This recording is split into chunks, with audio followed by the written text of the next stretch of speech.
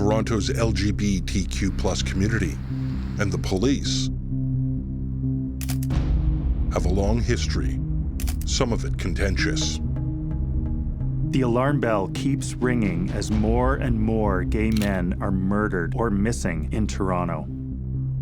Every case left unsolved carries the weight of this relationship between the police and the community.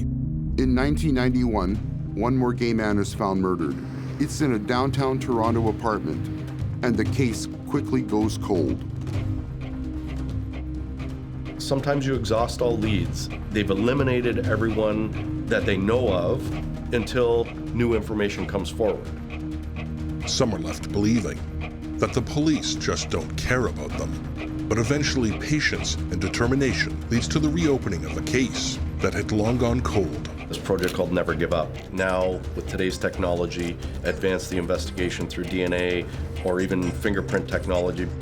A serial killer could be the key to solving a case that had gone unsolved. With potential to finally bring justice for a victim and a community. The unsolved ones, we have to stand up and approach these cases in a way outside the box. Let the world know, is to those out there that did commit a murder, there are people that are coming after you. There's just a lot of good people trying to do the right thing. Because it's something that you have to be passionate about. Solve this, bring some peace to the family at least. Just doing my job.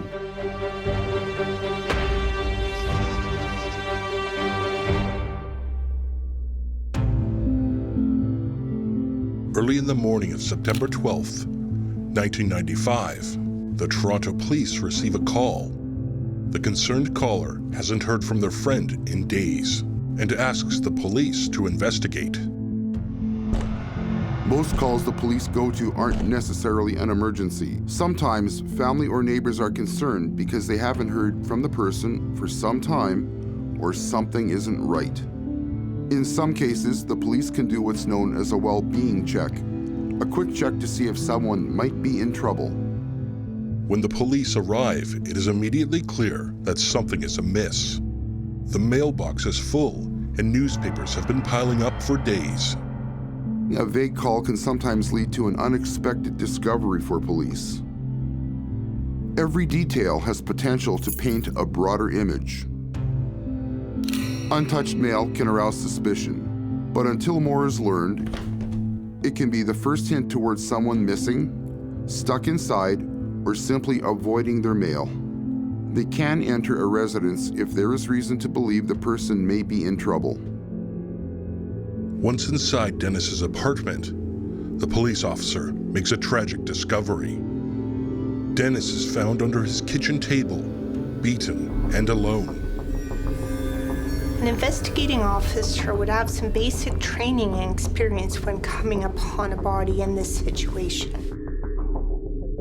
It's clear that Colby has been there for some time. He was found murdered in his kitchen kind of living room area. It was obvious that there had been a lot of activity in that kitchen area. There was a struggle. The smell and visible decomposition, as well as the blood around the body, indicates the body has been there for several days. The officer can confidently assume the body to be Dennis Joseph Colby, an openly gay man who lives in the apartment. Because the initial indications of the body, this is potentially a murder. Unfortunately, an openly gay man found in this state isn't as rare as it should be. The Church Wellesley Village of Toronto is also known as the Gay Village, and for a long time has been known as the home of Toronto's LGBTQ+ community. But this wasn't always common knowledge.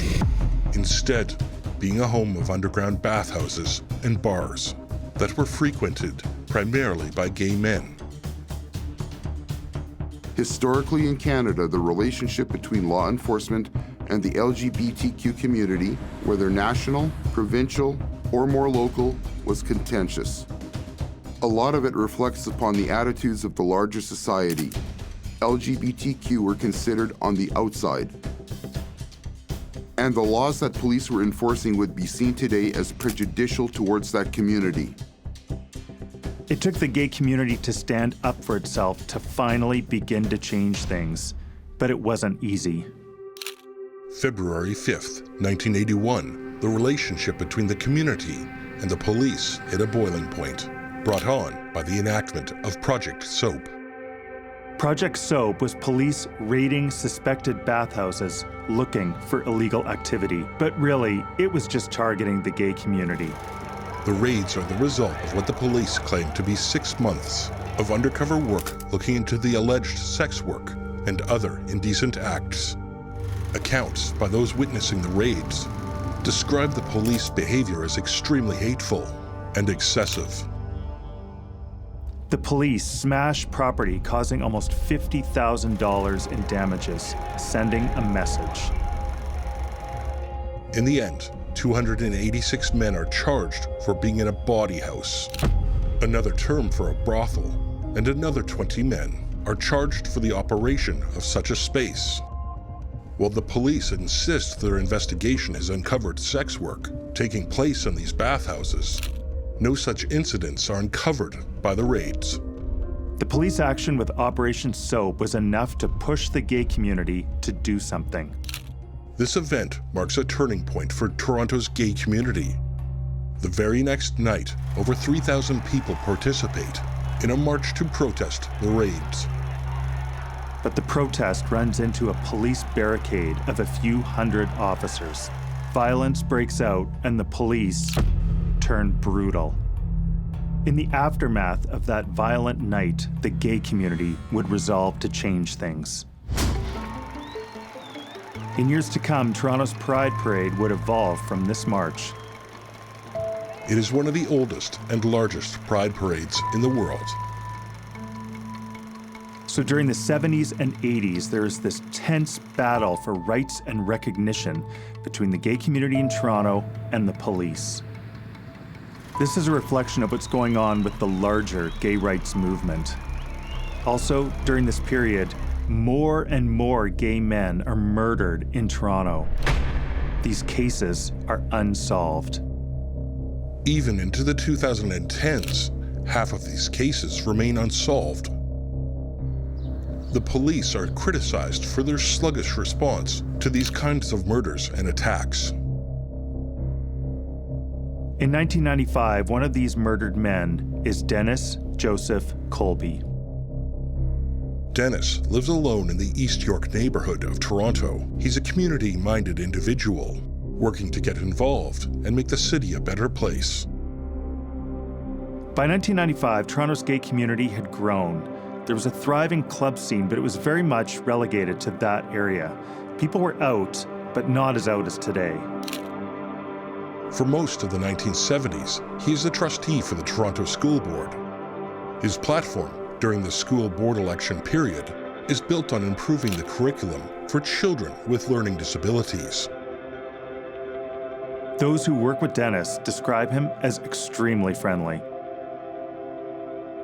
His excitement over the details of programs, like how many people might have enrolled, would excite him to the point that he would work late into the night and make calls to the school board chairperson to talk it all out.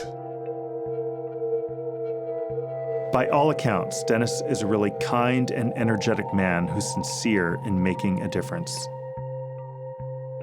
But of course, there's the fact that he's an openly gay man at a time when society still wasn't that inclusive. The discovery of Dennis's body kicks off a homicide investigation. Tracing his movements, it is believed that the last time Dennis is seen alive is in the morning of September 9th, between 10 and 11 a.m. During this time, he goes on one of his regular visits to see his mother. This date matches with what police believe to be the time of Dennis's death. The condition and how the body is found, in this case Dennis that is left on the floor, can today give a fairly accurate assessment as to when they passed away. The autopsy, using the injuries sustained to the body, also confirms the initial investigators' theory that Dennis has been beaten to death.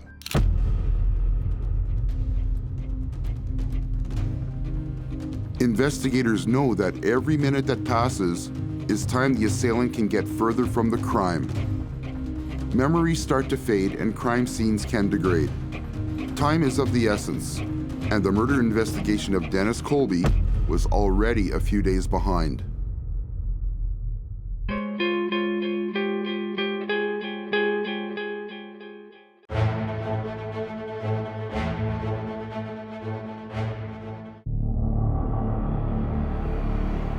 Dennis Joseph Colby is a resident of Toronto, working hard to make the community a better place.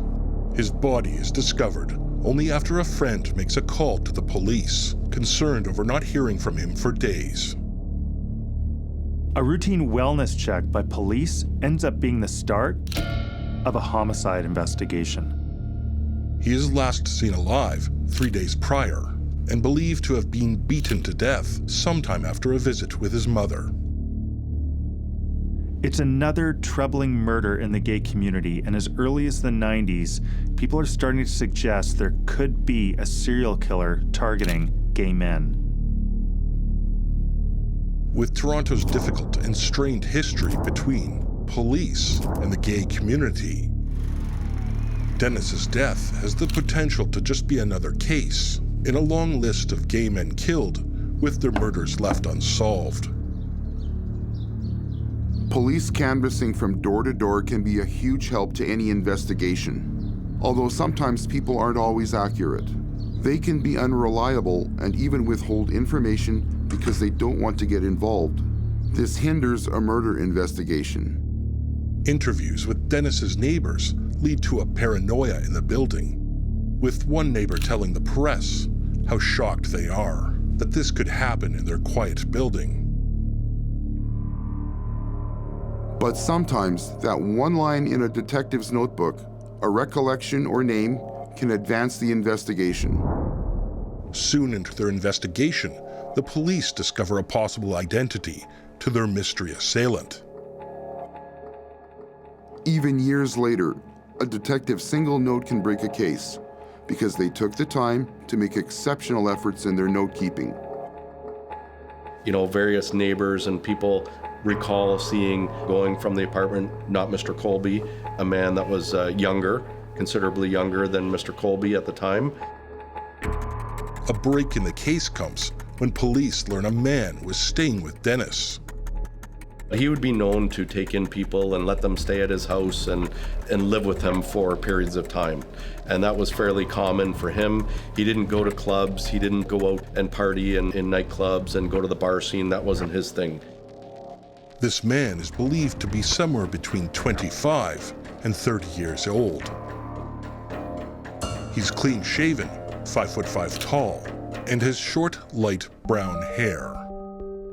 He was known to take in and associate with, they were called street people back in the day, in the 80s and 90s. They lived on the street, they really had no home. Now they're homeless or unhoused, or, you know, various terms that we use.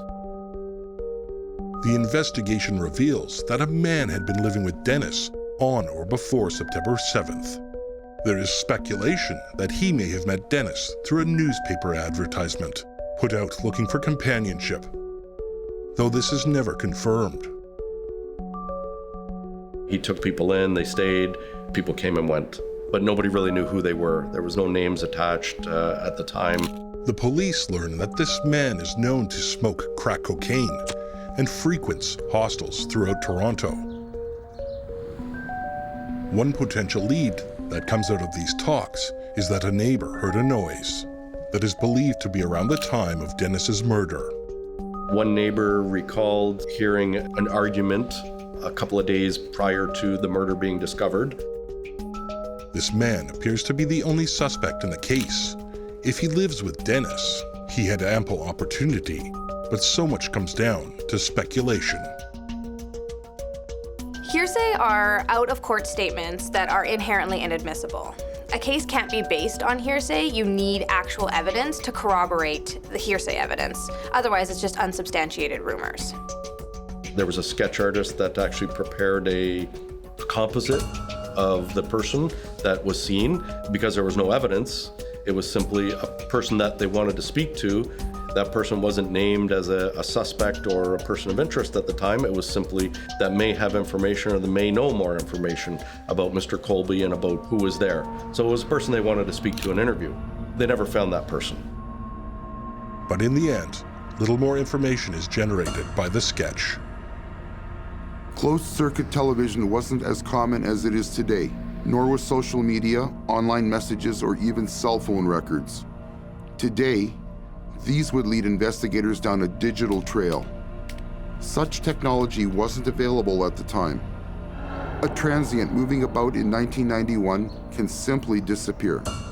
The investigators at the time did a thorough investigation. They did everything they could. They collected the evidence from the scene. They did the examination of the evidence. They interviewed friends. They interviewed family. They interviewed neighbors. Now, with today's technology, through DNA or even fingerprint technology, because it's now done in a lot more efficient manner, it's not a person physically comparing prints by eye. We now utilize computer generations, and they get analyzed very, very quickly through a computer program, as opposed to, looking for specifics by a fingerprint examiner. They're ultimately confirmed through a fingerprint examiner, but you narrow it down through a computer search now. DNA is still being developed as a forensic science to identify potential suspects at crime scenes. Just having DNA from the crime site leaves you with a limited ability to compare and match potential suspects. The Dennis Colby case very quickly stalled. Any homicide case that doesn't appear to be moving forward draws criticism. Family, friends, and the media are always frustrated to see a murder go unsolved. The police set the case aside, and the search for Dennis's killer goes cold, giving the gay community another reason to feel that the police just don't care. They've interviewed every person that they could interview.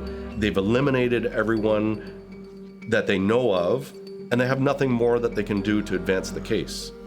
They've exhausted all the leads. And that's typically what happens in cold cases, is there's nothing left to do. We've done everything there is that we can possibly do at this point until new information comes forward. And again, that can take years. They're all solvable. All these cases are solvable. It's just, you need the evidence to solve it. And again, people, there's talk on the street of who may be responsible, but that's not evidence, and that's not usable in court. And you can't, in Canada, we can't force people to testify. We can't force people to tell us what really happened. We can't do that. We don't have that capability. We don't have the laws are such that people do not have to tell us what they know. It's not an offense to not speak. So if people choose not to say what they know, we can't force them to. We can look at other means to try and get that information, but then we have to step through, I'd say, different hoops to try and get there. So, do you have the ability to utilize an undercover officer to try and get close to someone that they will tell you what they know about a crime? You could. You could probably deploy that in certain situations, but not all situations. You have to prove to a judge that you've exhausted all other means, that this is the only way you're going to get this information, and that is likely going to lead to an arrest or a prosecution of someone, and this is the only way you can do it. The possibility is there with cold cases and advancements in technology, and unfortunately, sometimes we have to wait it out, and it becomes a waiting game.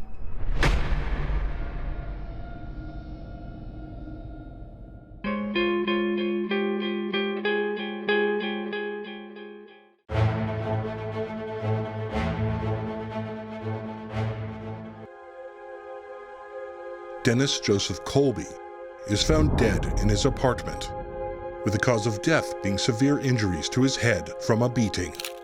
While it was clear there was violence against Mr. Colby and that he was murdered, in a time before DNA being available as an actual police tool, evidence could only be gathered for a later time. The investigation is able to track his movements, enough to determine what time the murder could have taken place, and after interviews, police set their sights on a lead suspect. The suspect is believed to have lived with Dennis for at least a short time before the murder, and his rumored drug use pushes the police further in that direction. But after a short time, when the suspect isn't found and the leads run dry, the investigation goes cold. What happens in cold cases is there's nothing left to do. We've done everything there is that we can possibly do at this point until new information comes forward. There is no universal answer to what it means when a case goes cold. There are many cases where there just isn't enough evidence.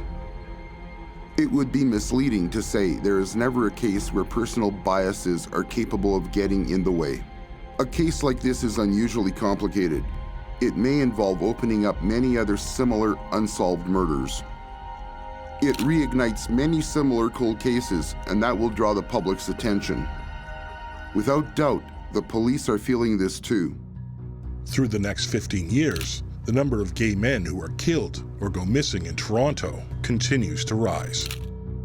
By the 2000s, 10 years after Dennis is murdered, there's a shift in social attitude which changes policing approaches. Police forces reflect society. It's just a fact. The antiquated laws that made gay sex illegal were not only dropped, but same-sex gay marriage was on the horizon. In no small part to things like the Pride Parade, showing society that gay people were demanding respect and acknowledgement. The LGBTQ+ community wasn't going away. The Dennis Colby case, still cold, was now, however, part of a larger public focus. Mainstream media were now beginning to bring more and more light to how many unsolved murder cases involving gay men were in Toronto. One such man is Navaratnam. Last seen in the evening of September 6th, 2010, when he's leaving a local nightclub with an unknown man. The nightclub is located near Church and Carleton Street, and the proximity to Toronto's gay village continues to build the community's fear for their own safety. When there is a disappearance, it's unknown what is going to be helpful or who might have information. The collection of information is crucial. Depending on the circumstances, the police always interview the last people who saw the missing person, or they will talk to their closest friends and family. Numerous interviews take place with friends, family, and acquaintances, including a man who had previously dated Skandaraj on and off. The missing persons case eventually comes to a dead end. Years pass with very little movement on the case, with Skandaraj looking just like another gay man, like Dennis Colby and so many others, that the Toronto police have failed. Eventually, the police catch a break when they come across the internet forum known as Zambian Meat. The forum is looking for people to talk on subjects of cannibalism. One participant, with the username ChefMate50, catches the attention of police with his claim of having killed and eaten a man in Toronto in 2012. It's all very weird, an online site about cannibalism, but so is the fact that so many gay men are missing. Whether it's fantasy or delusion or not, the police are taking it seriously and investigating. The police are able to trace ChefMate50's real identity and put together a task force to investigate this man as the prime suspect. This part of the investigation comes to an end after learning that ChefMate50's claims have been a work of fantasy. He never did kill or eat any people. While the police spend 3 years looking for Skandaraj, 2 more men of similar descriptions go missing from Toronto, both of South Asian descent. Fear spreads over the possibility that a serial killer is targeting the gay community. In search of an answer, the investigation returns to those close to Skandaraj. Investigators know that time can be a benefit. A person that detectives had no reason to be suspicious of at the time of the crime can be reviewed to find all kinds of flags that happened after the fact. One such person, under closer inspection, is Bruce McArthur. who is believed to have been in a relationship with Skandaraj in the early 2000s. When they take a closer look at Bruce McArthur, they are shocked by what they discover. McArthur is arrested in 2001 after attacking a male sex worker with a pipe, and when brought to trial, pleads guilty to charges of assault with a weapon. With a history of extreme violence and the possibility that he has ignored his orders to stay away from Toronto's gay village, Bruce McArthur becomes the new lead suspect.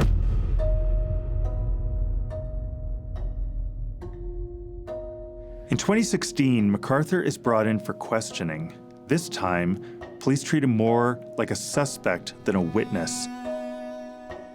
But when the interview is over, police decide they believe his story.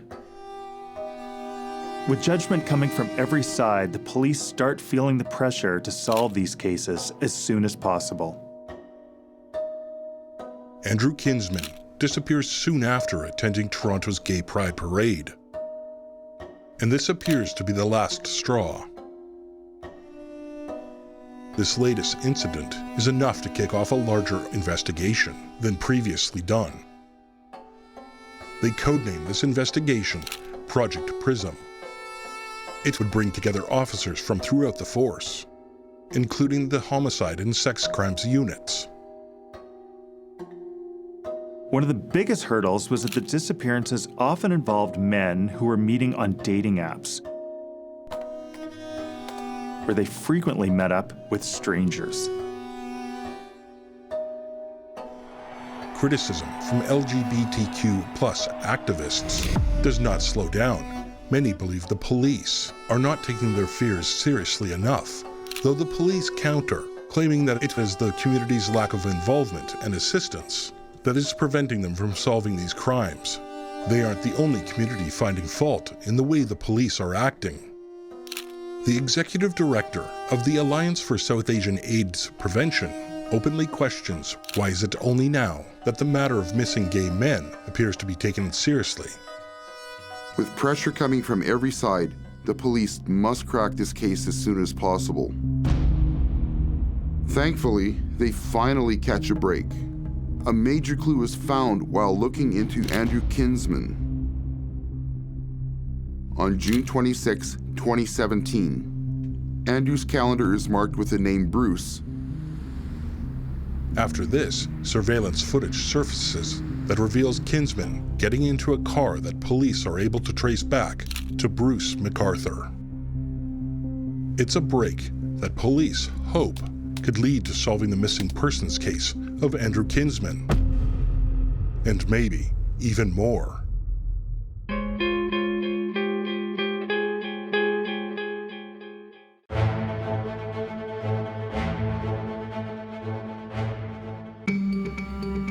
Dennis Joseph Colby is murdered in his own Toronto apartment in September of 1995. The investigation is able to trace his movement to the day he died and sets its sights on a main suspect. But when this transient person of interest isn't found, the case is shelved and goes cold. Time passes, and more gay men are either killed or go missing in the Toronto area, with few arrests ever made. Many believe the police are not taking their fears seriously. The police counterclaim that it is the community's lack of involvement and assistance that is preventing them from solving these crimes. With judgment coming from every side, the police start feeling the pressure to solve these cases as soon as possible. Skandaraj Navaratnam is one such man, and after years of searching, the police narrow their hunt. Bruce McArthur, a man who once had a relationship with Navaratnam, is discovered to have a history of violently attacking at least one gay man. Navaratnam could have gotten the same treatment. In 2016, McArthur is brought in again for questioning. This time, police treat him more like a suspect than a witness. But McArthur is released when officers feel his story checks out. It would be another missing gay man, Andrew Kinsman, that would bring the police right back to McArthur. June 26, 2017. On Kinsman's calendar is marked the name Bruce. The investigation is able to trace his movements and focuses on McArthur as a person of high interest. Investigators also find surveillance footage placing McArthur with the victim. This new evidence is enough to get a warrant to keep Bruce under 24-hour surveillance. Officers watching are instructed to arrest him immediately if he is seen alone with anyone. It's January 18th, 2018, when McArthur is seen bringing a man into his apartment. Police immediately act. Investigators forcibly enter Bruce's home. He's found inside and arrested. The man seen going inside is tied to McArthur's bed. His head is in a bag with no holes to breathe, and his mouth is taped shut. From all appearances, he was likely to be Bruce McArthur's newest victim. While searching McArthur's home, they find a USB drive. Inside the drive, investigators find folders containing the names of Bruce's victims. Inside the folders are images of the bodies of these victims, in some cases dressed in furs or hats. This proves to be the nail in the coffin in the case against Bruce McArthur. What becomes very clear in the investigation is that a serial killer has been loose in the city of Toronto for many years. You can commit one murder and never get caught. You do two, and you get confident. You do three, and you're even more confident, and you start to trip yourself up with your overconfidence and thinking, oh, I'm not going to get caught, and you can talk your way out of anything because I was able to do it before. I didn't get caught. I didn't get caught. I didn't get caught. Because of the links and the presumed modus operandi of these disappearances, and Dennis Joseph Colby's case, his is one of many cases that are reopened. The largest factor connecting the cases are their sexuality. When that arrest came, again, there were a lot of questions about all these other men that had been murdered in the 80s and the 90s that were gay. Were they related to Bruce McArthur? We had a number of gay men that were murdered in Toronto that were unsolved, and Dennis Colby, of course, was one of them. I had already been looking at that case from our perspective of the Never Give Up project that we're working. So, with the McArthur happening at that time, what really happened was that gave us a little push to get the DNA and get the examinations done right away. So even though they were already sitting in the Center of Forensic Science to be analyzed, they were now pushed a little bit quicker to get that analysis done, do the examination, and get it done to either include or eliminate them from being related to Bruce McArthur. DNA testing takes up time, resources, and it's an expensive tool option. When I started the cold case unit, and actually even before going into the cold case unit, I started working a lot with DNA and doing the forensic phenotyping and doing various other DNA-related investigations and exposing our cold cases to new technology. We're dealing with crime scene samples. We're not dealing with 123andMe or Ancestry, where they send me a test tube and I give them a sample of my saliva and they analyze it for my genealogy links. These are crime scene samples. They can be mixtures of multiple DNA. They can be degraded DNA. They're not a full fresh sample like me sticking a swab in my mouth and giving them a fresh sample and getting that DNA. You're dealing with things that have been stored and that have been around for a long time. So you're not always getting the best quality of a sample that we're giving to them to analyze. If it turns out to be a match, not only can that cold case be put to rest, but the evidence can be used to build a stronger case against the suspect. Cold case investigators begin running DNA through Canada's National Data Bank in hopes of finding Dennis Joseph Colby's killer. First thing is run all fingerprints through the system, make sure they're on the database, and compare them now.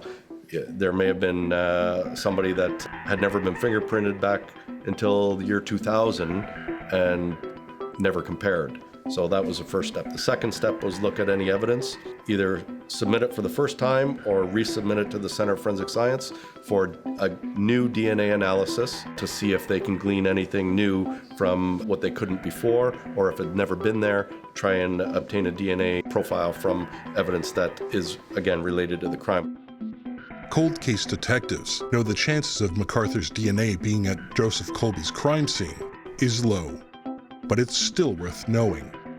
A number of items from the crime scene, they got put on the list, and we're waiting and waiting. Bruce McArthur's DNA is not found in the evidence submitted. It never came up. He wasn't known to any of the cold case victims that we had. So the possibility would only come in terms of if there was DNA evidence that was going to link him to those crimes. But investigators are still hopeful that a match will be found.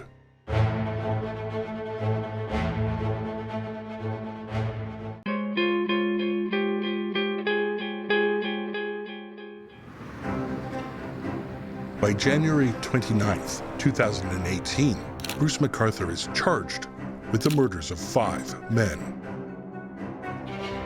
Before his case goes to trial, the investigation searches homes where McArthur stored his landscaping equipment. They uncover body parts belonging to at least 3 more people inside of the 2 large planters outside of his home. These new victims are identified, including Skandaraj Navaratnam. McArthur's trial begins on January 29th, 2019. He is charged with 8 counts of first-degree murder. McArthur pleads guilty to all 8 counts of murder. He is sentenced to life in prison with no possibility of parole for 25 years. A serial killer who targets gay men is taken off the streets. And more than that, it is a first step in the police repairing the strained relationship with the community. You know, I went back and I was asked to look at any murders that involve gay men going back into the 70s, 80s, 90s, and see if any of those were related to Bruce McArthur. But with McArthur ruled out, it still leaves the question as to who is responsible for Dennis Joseph Colby's murder. When homicide cases are investigated by homicide investigators, they turn over every rock, they look at everything. His name didn't appear in any of these case files. There was no connection to him in any of these case files from the historic ones that were cold cases. It never came up. He wasn't known to any of the cold case victims that we had. His name never appeared. You know, with the McArthur happening at that time, been looking at that case from our perspective of the Never Give Up project that we're working.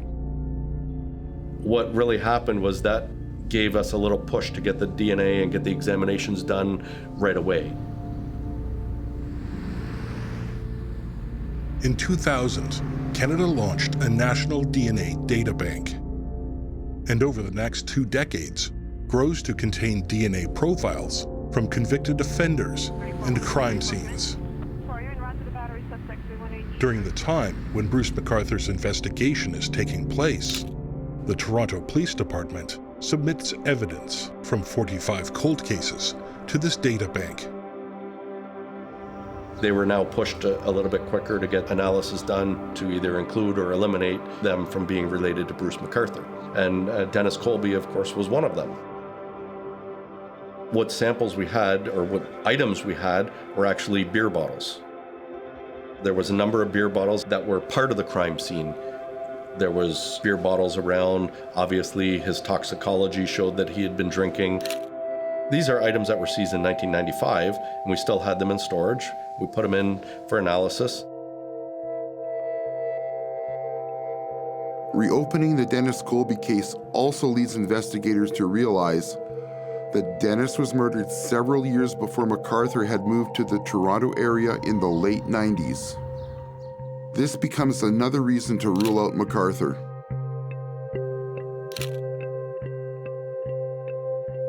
conclusion was Mr. Colby was in the apartment drinking. His DNA is on beer bottles, and a second unknown DNA profile was on other bottles, and Colby's and the unknown were on at least one bottle together.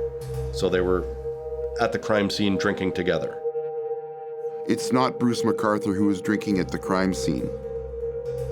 There are other potential matches in the databank, so it's not necessarily a dead end. More than 23 years after Dennis Joseph Colby's death, his killer is finally identified. It was exciting. Very quickly we found out that that unknown DNA profile belonged to someone that was at the point deceased. His killer is identified as a drifter who died in 2015. Because of his death, his name is never released to the public. He was 26, so he was a young male, fit the description of the male that was seen coming and going from Mr. Colby's house. He was living on the street, he was, flopping on people's couches, living where he could. Alcohol and drugs were related to him. He had a history of violence towards both men and women in domestic situations. And he fit the description in the composite sketch that was done at the time. He actually looked like that same person as well. In April of 2019, Dennis's family is told about the circumstances of his murder and that his case is finally closed. If not for so many cold cases being reopened during the McArthur investigation and the ever-growing DNA database, Canadian law enforcement continues to grow.